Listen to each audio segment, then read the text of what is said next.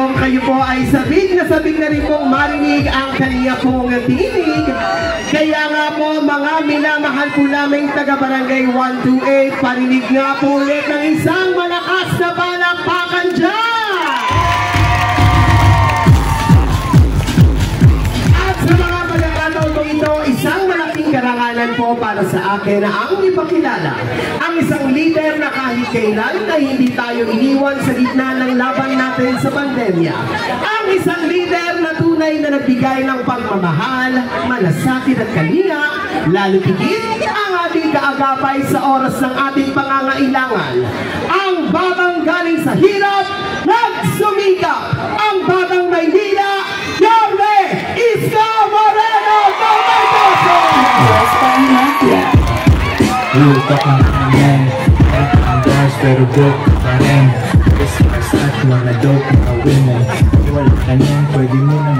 Magandang gabi mga taga-barangay 128. Ang sarap ng amoy, nalalasahan ko pa. Talagang ganyan lang. Sanayan lang yan. I love you. Special mention ko lang yung aking mga minamahal na nanay at tatay at lolo at lola. I love you mga senior citizen.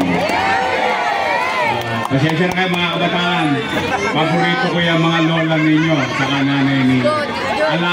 Alagang parlor sa akin yung mga yan. Anyway, magandang gabi. Balita ko wala daw nagsaing kanina. Lago, maraming titilapon na kaldero mamaya. Ikaw, kapag-sismisan ka lang doon kay Yorme, hindi ka na nagluto. Kumain na ba kayo? Ha? Hindi pa kayo kumakain? Taas ka kamay, hindi pa kumakain? Huwag kayo mag-alala, lilipas din yan. Mamaya pa yung pagpag. At pwede na, alas 10 na. Labasan na. Jollibee, ikaw ba yan? Oh, sabi ko kay Joaquin, alam mo anak, noong araw, sabi nila, mahirap pa kami sa dilang mahirap. Mahirap pa sa daga. Pero kami ang mahirap na sosyal. Sabi niya, what do you mean, Papa? Inglesero yan eh. Kami ang mahirap na araw-araw, ang almusal namin, Chicken Joy.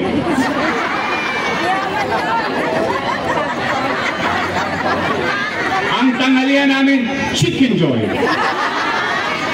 Ang hapunan namin, Chicken Joy. At paminsan-minsan, may merienda pa kaming champ. Naalala niyo?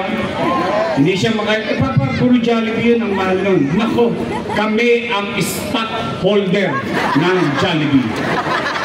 O, shout out sa kumakain ng pagpag dyan, o.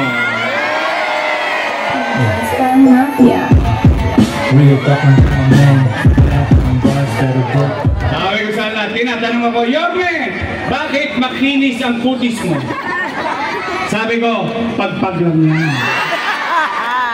Magandang gabi at at least nakuha ko na yung interest. Yung tubo. Makaka-relate lang dito mga lolo at lola eh. O na, pwede straight? Pwede! At ang magaling, walang kapantay, masipag, mapagmalasakit na Congressman, Ernix Dionisio!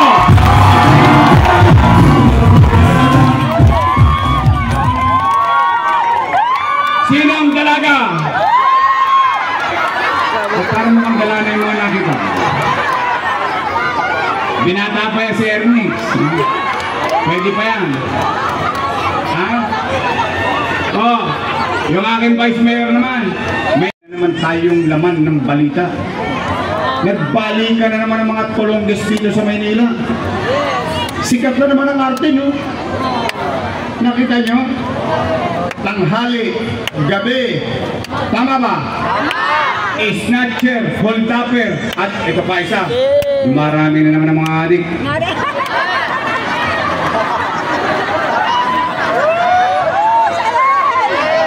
Ay, mga adik, bago na kayo, pabalik na ako. sinasabi ng nanay? Nanay ko kasi wari-wari yun eh. Medyo matapang yung nanay ko. Alam mo sinasabi ng nanay ko lagi, di bali tayong mahirap, huwag tayong maging dugyot. Di bali tayong maging mahirap, basta panatag ang pamumuhay natin. Tama ba? Para walang gobyerno, saan ka nakakita? Jeepney driver. Jeepney driver. Sa Top Avenue, tanghaling tapat, dinakma ng 4 na bata yung kita. Tapos wala, parang walang gobyerno. O nay, tay, may awan Diyos. Yung mga adik, tigilan niya nagkakatrumpeta ha. Tigilan niya, roll. Sabi nga ni Freddy Aguilar, magbago ka. Magbago ka. Nang di ka magsisi. Sorry. Alright, Public School. Manila Science High School. 10-story fully air-conditioned public school. Albert Elementary School. 10-story fully air-conditioned public school. Nay, tay, Magsaysay High School. Bago ako umalis, 5th floor na. Ngayon, 3 taon na akong wala, 5th floor pa rin. Hindi ko masasagot yun, hindi naman ako mayor eh. Nay, tay, Baseco Hospital. 3 taon nang tapos, 3 taon na akong wala, 3 taon nang hindi pa bukas. Kung kayo'y may kaibigan sa Baseco, ipagtanong nyo, pag ako'y sinungaling, huwag nyo na akong iboto. 3 taon nang tapos yan eh. Parang isipin nyo na lang, naglagay ako ng ospital dito sa 128. Ganito karami ang tao sa Baseco. Kailangan ba nila ng ospital doon? Kailangan. Kaya ko nga sila tinayuan eh. Dapat hindi nila nabuksan. Hinihintay ka!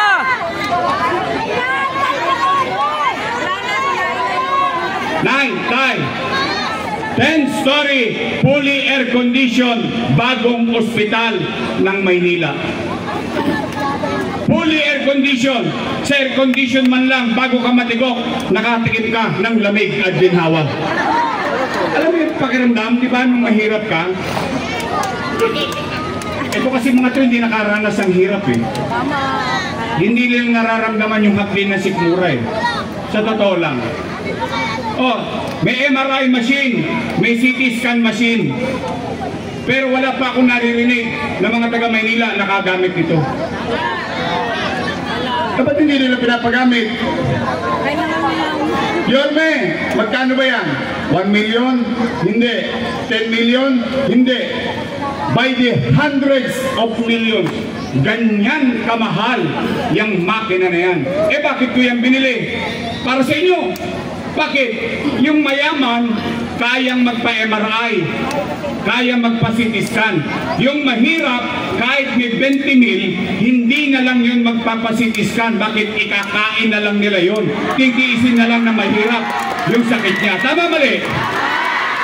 Kaya ang gagawin na mahirap, ang kukunin na lang, himaspirin. Yakapsul. Himaspirin. Aspirin. Gagaling. Gagaling. Di ho ba? Kaya ako yan binili para sa walang pera. Mabigyan man lang siya ng patas na laban. Hindi po ako doktor. Silang mag-asawa doktor. Mas maalam sila sa akin. Tama mali? Noong isang buwan, sabi, nag-cutting ribbon sa Pedro Hill Residence, ipinamigay na sa taong bayan. Sa Sebastian Residence, ipinamigay na sa taong bayan. Ang sabi nila, sila daw may gawa. Wow! Nung pinapakinabangan ng tao, ang sabi nila sila may gawa. Pero yung pinampagawa nun, inutang ko, kasalanan ko. Wow! Heavy! Nay, tay, puro na lang sila utang. Utang ina yan. Ang mga bata ha, makinig kayo maigi, bawal magmura. Ang sinabi ko, utang ina yan. Ito totoo lang. Oh, Nay, ano sabi nila? Anong kinakyaw-kyaw-kyaw nila? Sa tutuban, sa Ninoy, pag pinapatawag ang taong bayan. Mali daw yung ginawa ko. Mali daw. Mali daw. O sige, total, nagbibigay naman sila 1,000. Payagan natin ng konti. Oh, mali yung ginawa ko. Kung mali yung ginawa ko, edi mali din sila. Bakit? Kasama ko silang gumawa nun eh. Tama ba? Sino bang vice mayor ko nun? Oh, mali pala. Eh, ba't yung inaprobahan? Mali pala eh. Bakit nyo ko inutorisa? Mali pala eh. Bakit nyo niratify? Samantalang nung araw, nung natutuwa ang taong bayan, pandemya, paabot-abot pa sila ng food box, yung ganyan ka pa. Ngayon, mali na lahat. Kaya ako nalulungkot. O pero Nay, Tay, at least kayo lahat nandito. Nandito kayo lahat. Ito po ako. Sa lahat ng inaakusahan, ako umaamin. Bakit? Mahirap maging ina. Mahirap maging ama. Lalo na nagdidildil ka ng asin. Ikinatutuwa lang natin yung Jollibee. Bakit? Nalilibre natin yan. Pero ngayon may bayad na. Tama mali? Pero sa totoo lang, mahirap maglaos ng mga anak. Pero at least sa inakusala, ako umamin. O ngayon, kung yun ay mali, at least kayo na maghusga sa akin. Eto ako, nasa harapan ninyo. Pero at least ako, makapaglalakad ako sa lahat ng building dito. Lahat ng iskinita sa Tondo. Lahat ng iskinita sa buong Maynila. Isa lang masasabi ko. Salamat sa Diyos. Salamat, nakaraos kami nung pandemya. Nakaraos ba tayo? Oo, sumasagot nga kayo ngayon eh. Buhay pa kayo. Buhay pa kayong lahat. Tama mali? Di ba nga kapag kagipit, sa Bombay, kumakapit? Sino walang utang? Taas ang kamay. Sino may utang? Utang ninyo? Utang na lahat. Ganun talaga eh, di ba? Nung araw nga, ito okay, address ko ulit ko sa mga matatanda. Itanong nyo sa mga nanay nyo. Nung araw nga eh, plancha na isasanla mo kitang bunting eh. Transistor, nasasanla mo eh. Airpat, yung automatic, yung Yumanyanga. Hindi yung ginagano ha. Nasasanla yun nung araw. Mga bata ha. Kasi ngayon nasasanla na lang alahas eh. Nung araw, TV, electric fan, basta 3D. Nasasanla yan. Tama mali? Yan ang tapat at totoo.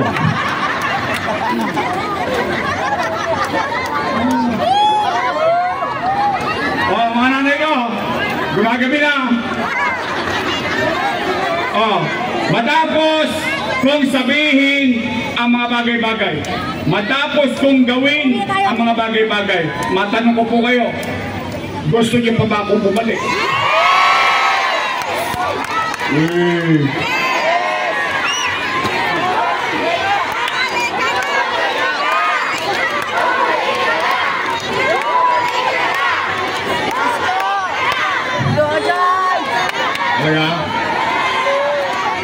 Sige, testing.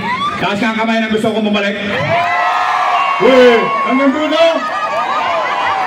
Wow, ito rin. O kaya sana nga. Aba, dito rin. Talaga? Gusto niyo akong bumalik? Promise? Next man? O sige, babalik na tayo. O Nay, Tay, ano naman ang gagawin ko sa kinabukasan? Kasi kanina, ang pinag-usapan natin, kwento na may kwenta. Pero yun yung nangyari ng nakaraan. Tama ba? Tama! Ano naman ang gagawin natin bukas? Kung sakali makabalik ako. Di ba dapat yan ang naririnig nyo sa mga kandidato? Yes! Tama, di ba? Puro kanira. Utang. Oo nga pala. Pag pinatawag kayo pwede ba ako makisuyo? Pag sinasabi na, hindi ka nakawa sa akin. Hindi kami ko binabayaran. Mamayayat ako. Oh, sagutin nyo. Puro kayo utang-utang daw. Oh, mag-series na raw kayo dyan. Si Yorme na lang ang magbabayad ng utang. Tatay ko, nandito kayo lahat. Bagamat kanina pa kayo nakatayo, masasakit na mga binti ninyo, ang mga litid at mga rayuma. Huwag naman kayo mag-alala. Hindi namin sasayangin ang gabi na ito na kayo ay madisturbo at binigyan nyo kami ng oras para makapakinig lang ng mga panira. Walang siraan ngayong gabi. Basta tayo, real talk lang. Chill-chill na tayo rito. Real talk lang from a man. Bars pero good. O Nay, Tay, mainit ang panahon. Mainit ka rin ang eleksyon. Tama ba? At yung dalawa kong tagumpay, mainit na rin sa akin. Ang pinagtataka ko naman, ewan ko lang na yan, Tay, mga batang Maynila. Hindi ko napapansin, ewan ko kung napapansin nyo. Bakit sila mainit sa akin? Hindi naman ako nakaupo. Tama ba? Sila itong nakaupo. Di ba dapat yung nakaupo, dinidiskurso yung challenger. At yung challenger, usually, binabatikos yung nakaupo. Tama mali? Yun yung normal. Ako, hindi na ako nakaupo. Ako papulutan nila. Ako almusal. Tanghalian. Ginawa kong pagpag.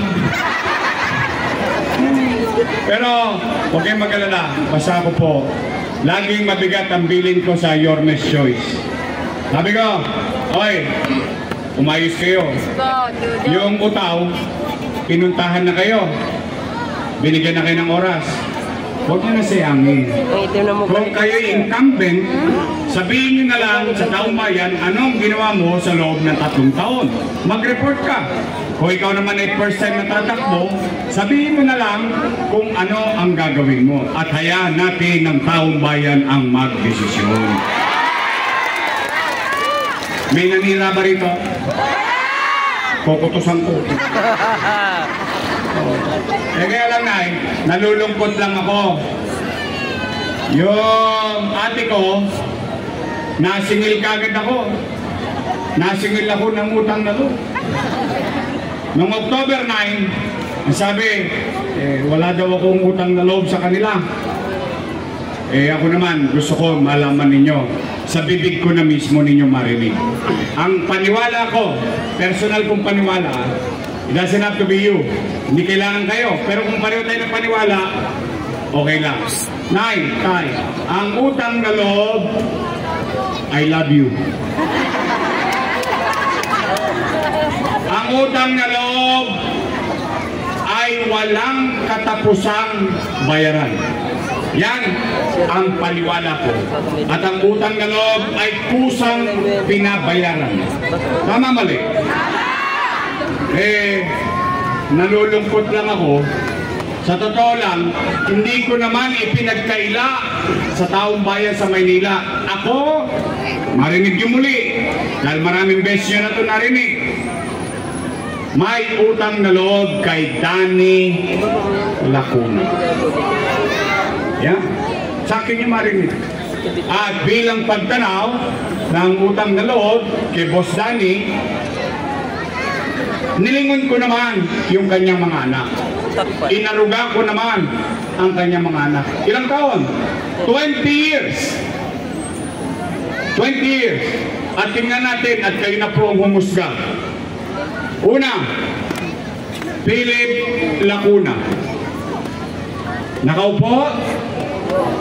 Nakaupo. Pangalawa, Dennis Lacuna.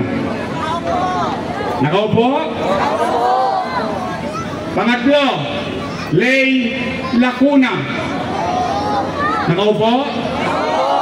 Nakaupo. Pangapat, asawa ni ate, yung ginawa kong direktor ng Manila Health Department. Nakaupo? At huwag kayong mag-alala, mga taga-barangay 128, mga batang Smoky Mountain, May awa ang Diyos. Sa tulong niya nakabalik ako, yan ang una kong tatanggalin. Bakit, Yorme? Galit ka ba kay Dr. Fox? Hindi. Hindi ako galit sa kanya. Galit ako sa ginawa niya. Paano? O para sa kaalaman ng mga bata. Ito, sa mga bata, ina-address ko to sa inyo. Yan ang nagpahirap sa mga lolo at lola nyo, nanay at tatay nyo, kung saan magpapacheck up lang ang mga matatanda sa health center, kailangan pa naka-online. Tama ba? Eh paano kung wala ka cellphone? Eh paano kung wala kang load? Paano kung hindi ka marunong mag-online?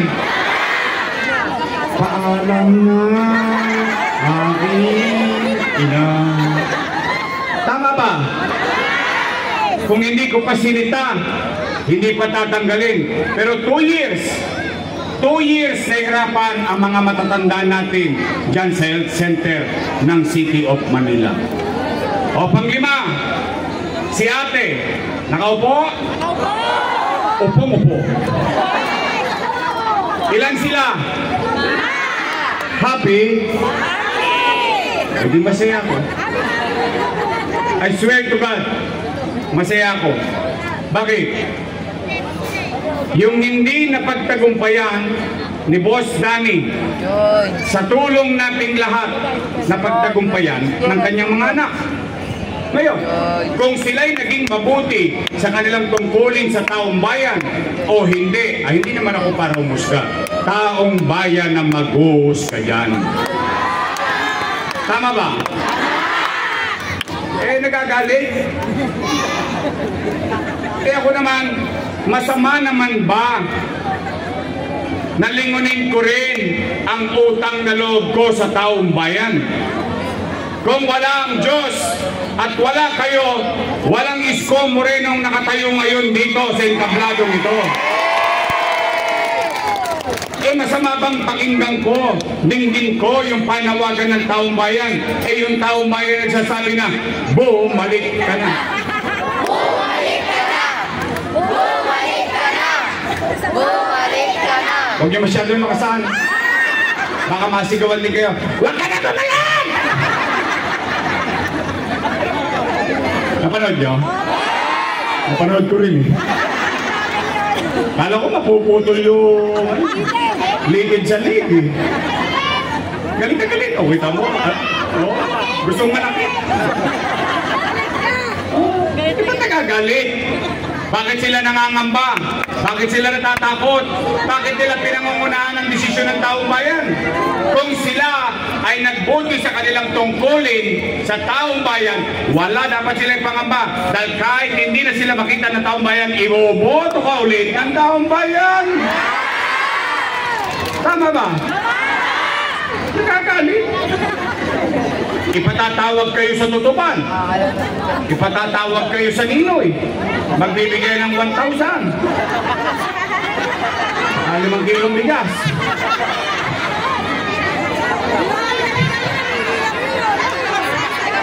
Wala pa. Wala pa iba sa inyo. Ayun iba. Ano sinasabi?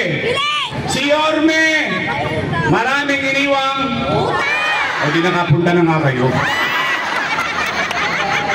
Huli.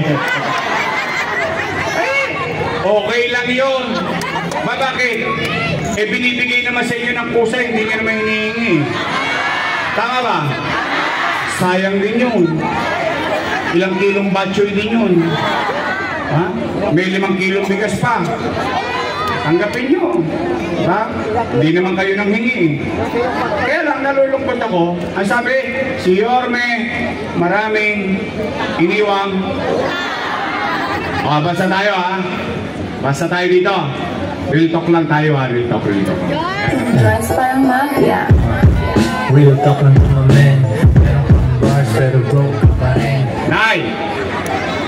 Nay! Mga lolo ko, mga lola ko, mga batang Maynila. Nay, tay, aamin lang kayo ha. Taas ang kamay ng may anak dito.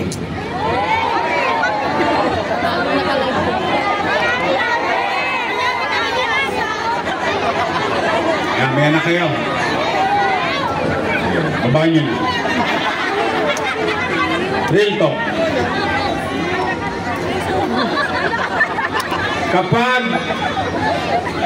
walang makakain ang anak nyo, gagawa nyo ng paraan? Uy. Hindi nga. Iraraos nyo. Gagawin nyo lahat na makakain nyo. Itatawid nyo ang pamilya nyo. Yan din ang ginawa ko bilang ama ng 2 milyong Manileño noong panahon ng pandemya. Tay, nung binoto ninyo ako mayor noong 2019, wala kayong narinig sa akin na sinisi ko yung sinundan ko, na walang iniwang pera sa akin. Wala! Hindi ko tinuro ang daliri ko kung kani-kanino. Bakit? Binoto niyo na ako mayor eh. E di cargo ko na responsibilidad noon. Tama, mali? Nagbobon ako kagad. Anong ginawa natin? Nilinis ko Maynila. Dinisiplina ko Maynila. Kinalawit ko mga Tologes. Pinag-uupos ko lahat dyan, mga jumper dyan sa Arten na sumisira sa reputasyon natin mga taga-Tondo. Umaayos na tayo. Lumilipad na tayo. Ginagaya na tayo sa buong Pilipinas. Lumilipad tayong ganyan. Bigla tayo nabugo. Boom! Panis. Ano nangyari?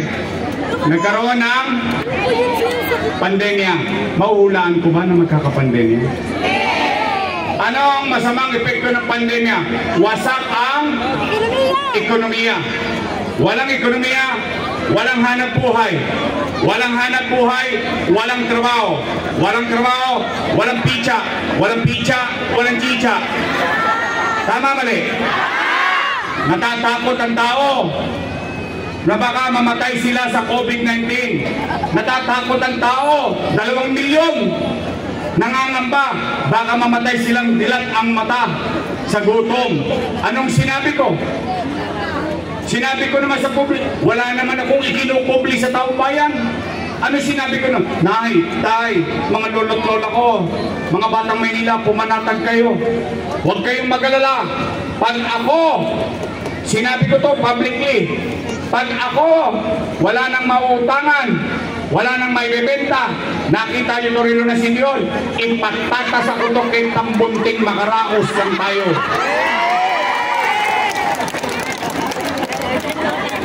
Ano naging epekto nung sinabi ko na yun bilang isang ama ng lungsod? Nay, tay, kayo at yan sa mga building na nakikinig, lahat kayo rito na mga nangabuhay. Rito tayo, rito. Parang mafia. Kasi kayo ang testigo ko, dahil yung ibang testigo ko, patay na yun. Talagang gano'n, nagka-COVID eh. Pero, kayong mga nangabuhay dito, tayong lahat, tayo, testigong buhay, masasabi natin ng pandemya, walang nagutom sa lungsod ng Maynila.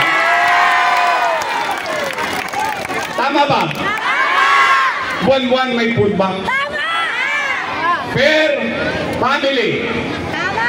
Not bahay. Dahil sa isang bahay, minsan 2, minsan 5, minsan 3. Tama, mali? Mayaman, middle class, mahirap, pantay-pantay. May food box buwan-buwan. Hindi pa nga nauubos yung isa, tumarating na naman yung isa. Tama, mali? Yan o, katulong ko si Nani at yung ninyong mga kagawad. Daling yan sa 1-8. Natanong ko, natanggap nyo ba? Nakain nyo ba? Nakaraos ba tayo? 8 buwan. Busog na busog! 8 months. Nay, yun ang kwento. Yung kwento, lagyan natin ng kwenta. Para lang malaman natin saan ba napunta ang pera ng Maynila at pera ng taong bayan. 700,000 families times 1,000. No, magka? Patay na. Ang daming zero. 700 million pesos. Malaki? Malaki? Times 8. 8 times 7. 56. 5.6 bilyon piso. Malaki ba ang 5.6 bilyong piso? Malaking malaki. Natikman nyo? Nakain natin? Naramdaman natin? Naging secure ba may gobyerno ng panahon ng pandemya? Nasaan ang 5.6 billion natin? Sinitsa, niluwa. Wala na. Tama mali. Pero naramdaman ng tao. Napakinabangan ng tao. Tama mali. Eh paano pa yung binigay kong 1,000? Naalala niyo yun? Eh plus 700 million. 6.3 billion. 9, tay, taas ang kamay ng may anak nitong nag-aaral sa public school. Ayan, may mga testigo ko. Ayan. Ito. Noong pandemya, sinabi ni Secretary Liling Briones, cancel ang face-to-face classes. Natakot na naman yung tatay, natakot na naman yung nanay. Bakit? Wala na nga machicha, bibili pa ng tablet. Pero hindi. Sa Maynila, may tablet ang mga mag-aaral ng pampublikong paaralan. Tama? May tablet na, may libre pang internet. Tama mali? 110,000 na tablet ipinamahagi ni Yorme, hindi ng gobyerno ng lungsod ng Maynila na pinamumunuan ko noong panahon ng pandemya. Tama? Si teacher, si ma'am, si sir, may laptop. 10,300 teachers, 11,000 laptop. May laptop na si sir, may internet pa si sir, walang tosca si nanay, walang tosca si tatay, walang tosca si teacher, walang tosca si ma'am, si sir. Nakaraos, nakatawid ang pag-aaral ng ating anak noong pandemya. No magka? 1 billion pesos. Tablet at laptop. Magkano internet? 300 million pesos. 6.3 plus 1.3. No magka? 7.6 bilyong piso. Dalawa pa lang ang pinag-uusapan natin. Chicha at aral. Tama mali? Ano pa rin disibir? Tocilizumab, Molnupiravir, daang-daang libo ang halaga ng mga gamot na yon. Makaraos lang ang isang pasyenteng taga Maynila na may COVID-19. Tay, bakuna, AstraZeneca. Bumili ba tayo? Bumili. Magkano? By the hundreds of millions of pesos para lang maunang mabakunahan ang mga taga Maynila. Tay, UST, St. Luke's, Chinese General, Mary Johnson, lahat ng private hospital sa buong Pilipinas, hindi lang sa Metro Manila, wala ng COVID-19 bed capacity. Pero sa Maynila, chill-chill lang kami rito. Bakit? Nagtatag tayo ng Manila COVID-filled hospital. No magka? 300 million pesos. Tay, noong pandemya, naging tamang duda tayo. Naging dudero at dudera. May humatching lang. Ay, COVID. May umubulan. May COVID. Pumanatag ba ang Maynila? Opo. Bakit? Sa Maynila na magang ilong namin. Bakit? Sa Maynila ang testing 1-2. 1-2 sawa. Tama mali? Dut dito, dut doon. Tanong, may binayaran ba kayo? Iway, sagot ng pamahalaang lungsod ng Maynila. Tay, tumigil ba ang gobyerno? Hindi. In fact, yung mga lolo't lola ko, nagkaroon pa ng espesyal na gatas yan para lumakas sila. Namimiss nyo na ba yung insure? Gusto nyo mabalik? Babalik ko sa lata na. Promise. Nay, tay, tumigil ba ang gobyerno? Hindi. Hindi ko pa binabanggit allowance ng PLM. Hindi ko pa binabanggit allowance ng UDN. Hindi ko pa binabanggit yung allowance ng K-12. Hindi ko pa binabanggit allowance ng PWD, allowance sa solo parent, allowance sa mga senior citizen sa lungsod ng Maynila. Nay, tay, tinatag Condominium 1, Condominium 2. Maganda ba? Sino na kinabang? Taong bayan, mga taga-Katuparan. Nakita nyo ba yung building nila? Magigiba na? Tama, mali? Ngayon, social sila. May elevator pa. Kaya sabi ng mga taga-roon ngayon, 15th floor please. Tama, mali? Condominium 1, Condominium 2, Binondominium 1, Basec Community, San Lazaro Residence, San Sebastian Residence, Pedro Hill Residence. Nay, tay, mga pabahay, pari-pareho tayo squatter nung araw. Nung araw, pag in-squat tayo, itatapon tayo sa Sagat-Nagatan, itatapon tayo sa Pangpalay, itatapon tayo sa Cavite, itatapon tayo sa Bulacan, and so on and so forth. Pero nung nag-mayor ako, ang squatter nakatira sa condominium. Bilyon-bilyon ba yan? Bawat isa, bilyon-bilyon yan. Kaninong pera? Pera ng taong bayan.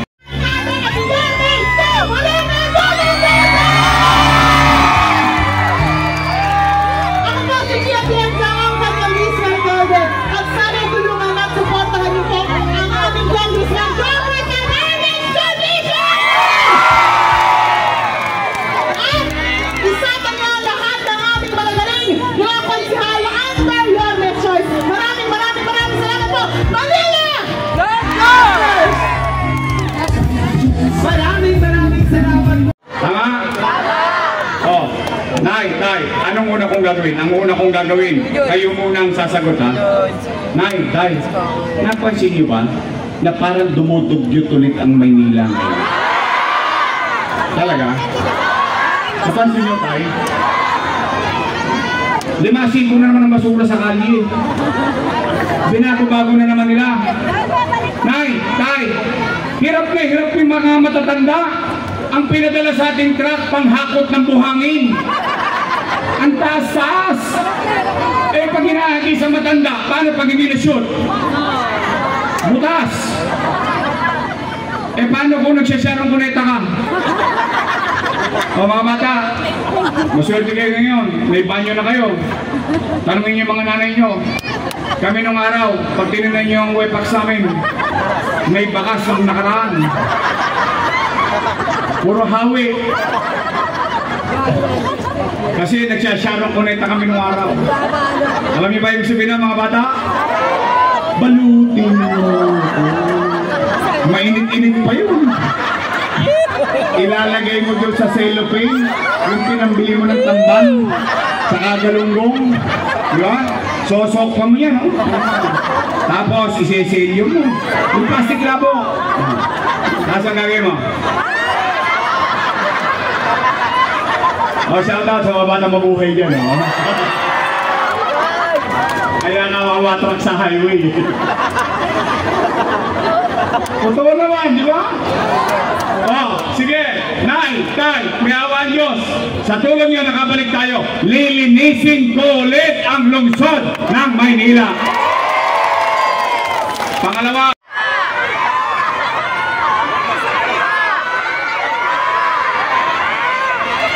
meron ba? Eh. Lima na eh. May isa pa. Ah, dito pala. Kamukha ko. Ah, teka muna ah. Ingat kayo sa pagsagot. Ako pipirma. Sino mas pogi? Yung tatay o si Joaquin?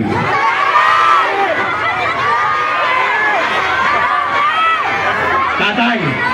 approve ang pensyon, approve ang black rice, approve ang birthday cake. Lahat yung dating nawala, ibabalik ko sa inyo, mga minamahal kong lola at lolo. Ito naman, si Joaquin, 23 anyos. Paalala ko lang sa inyo, ganyan-ganyan nyo ko nakuha. Naalala nyo, wala pa kayo rito, nandun pa tayo sa kabila. 23 anyos ako noon. Sariwang-sariwa nyo kung nakuha. Sinimsim nyo yung kasariwan? Pwede ba?